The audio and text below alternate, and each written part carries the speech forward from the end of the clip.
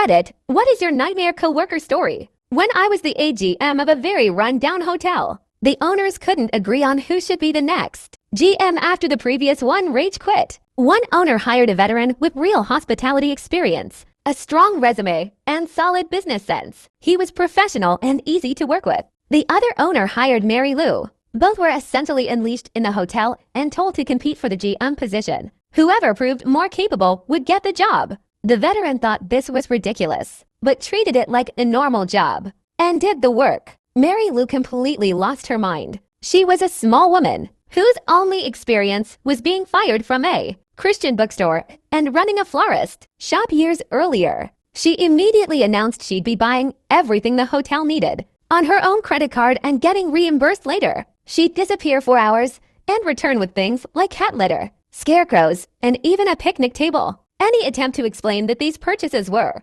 unnecessary resulted in screaming fits. She decided I was no longer the AGM, even though the owners still treated me as such. Owners would call me to fix reports she destroyed, like claiming we had over 1 million rooms, while she physically pulled me away from paperwork to yell about flowers not being watered. She insisted she was the only manager and demanded I do front desk work, housekeeping, and laundry for a 60-room hotel with under 10% occupancy. After she'd already sent staff home for no reason, she insisted on handling all reports herself, then completely wrecked them. I'd wait until she left and stay late fixing them, because ownership relied on those numbers. This was someone who crashed a computer trying to minimize a window. She wrote a manifesto about praying aggressively against her former boss and told an employee that God warned her to save emails because we were plotting against her. Eventually, she was fired after spending thousands outside the budget and demanding reimbursement. Also, the entire staff threatened to quit.